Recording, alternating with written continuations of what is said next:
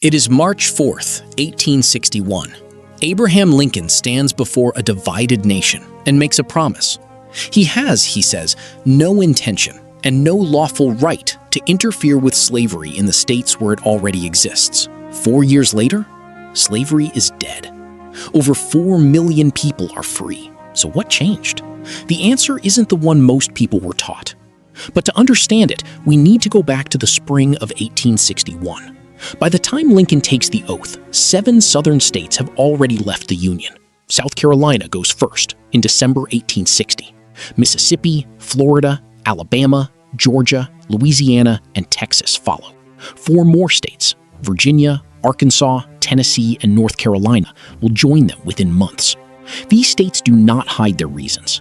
In their own declarations of secession, they state plainly that they are leaving to protect slavery, the economic foundation of the South, and the institution holding nearly 4 million Black Americans in bondage.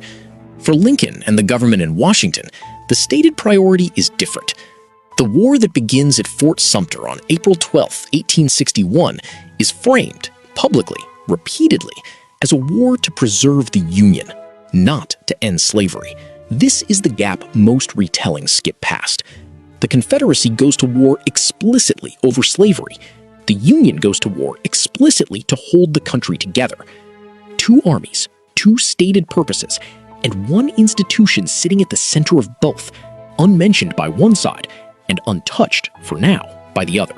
Everything seems contained to a political and military standoff, until the soldiers arrive and the enslaved people of the South start making decisions of their own. May 1861. Fort Monroe, Virginia. A Union-held fort on Confederate soil. 3 enslaved men, Frank Baker, Shepard Mallory, and James Townsend, row across the water at night and arrive at the fort's gates. Under Virginia law, they are property, due to be sent to build Confederate fortifications. They ask the Union commander, General Benjamin Butler, for protection. Butler has a decision to make: return them, as diplomatic custom technically demands, or keep them. He chooses a legal workaround. Virginia, by seceding, has declared itself outside the Union, so Butler reasons its slaveholding laws no longer bind him. He labels the 3 men contraband of war, seized enemy property, the same as a captured wagon or a confiscated rifle. It is a small, almost bureaucratic decision, but word travels fast. Within weeks, enslaved people are arriving at Union lines by the dozens, then the hundreds. By the end of the war, hundreds of thousands will do the same, walking away from plantations, crossing rivers, showing up at army camps across the occupied South. These arrivals are housed in what become known as contraband camps, crowded, makeshift settlements that spring up around Union forts from Virginia to the Mississippi Valley. Disease is common, conditions are harsh, but for the people inside them, even this is a step towards something Washington has not yet promised: freedom. The government has not declared them free. Lincoln has not changed his public position. But on the ground, in real time, the people this war is supposedly not about are making their own decision, and the Union Army has no plan for what to do with them. But here is where the story takes a darker turn, because the war that follows will be shaped again and again by a question nobody in Washington wanted to answer first.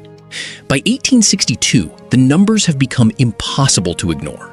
Tens of thousands of formerly enslaved people are now inside Union lines. Some work as laborers, cooks, and scouts. Some become the Army's best source of intelligence on Confederate troop movements because they know the land and the Army occupying it better than any Union officer ever could. In Congress, lawmakers pass the Confiscation Acts, laws that piece by piece strip the Confederacy's legal claim to enslaved labor used for its war effort. It is not abolition. It is something narrower and more cautious, a legal mechanism dressed up as a property dispute. Here is the question almost nobody asks. If the war was never about slavery, why does fighting it require Congress and the Army to repeatedly, deliberately dismantle slavery's legal machinery months before Lincoln ever signs the Emancipation Proclamation? Ask yourself this. If the war's stated purpose was simply to restore the Union exactly as it existed in 1860, slavery included, then every one of these laws is a step away from that stated goal. By the summer of 1862, Lincoln is drafting a proclamation in private, testing the idea with his cabinet, waiting for the right moment on the battlefield.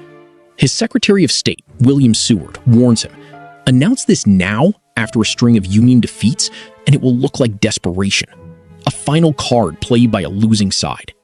The truth is that the war's purpose is moving, not because Washington wakes up one morning with a change of heart, but because the war itself, fought on Southern soil and dependent on Southern land and labor, keeps running directly into the one institution everyone agreed at the start not to touch. Stay with me, because what comes next is the part most textbooks compress into a single sentence, when it was really the result of 2 years of pressure building from the bottom up.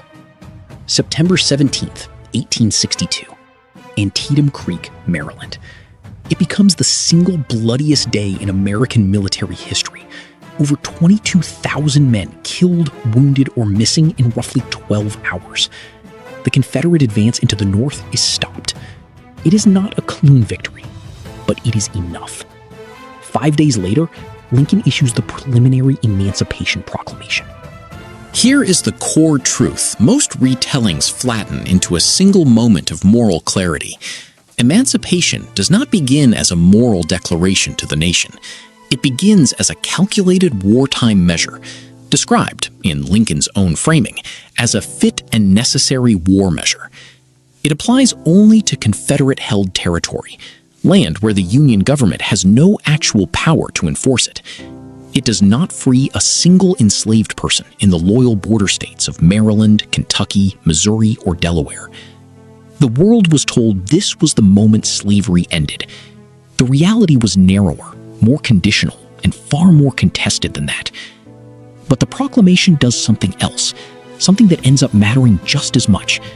It opens the door for black men to enlist in the Union Army. Nearly 200,000 will serve before the war ends, roughly 10% of the entire Union force. For 2 years, the people most affected by this war had been showing up at Union lines, working in its camps, feeding it information, without legal status, without equal pay, without recognition. Now, for the first time, they are allowed to fight for their own freedom directly. For more than a year after Fort Sumter, freedom for enslaved Americans was not the Union's war aim. It became one, pushed there by battlefield necessity, by international pressure, and by hundreds of thousands of people who refused to wait for Washington to decide their fate for them.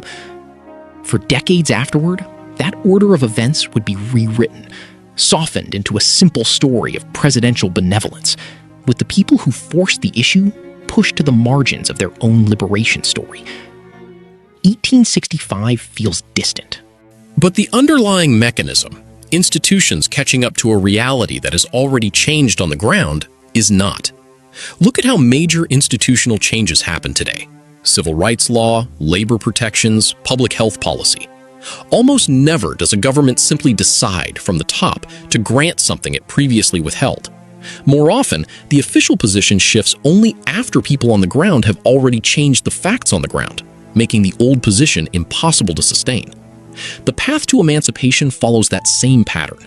Enslaved people forced a legal and military crisis long before any government document caught up to it. Most people learn the Civil War as a story about what Washington decided. Few learn it as a story about what Washington was forced to recognize. Once you see that distinction, it's hard to look at any major social or legal change, past or present, the same way again. In March of 1861, Lincoln promised not to touch slavery. By 1865, it was gone. Not because that promise was kept, but because it became impossible to keep. If a story like this deserved to be uncovered, help us find the next one. Next time, the United States colored troops and the battles that almost never made it into the history books.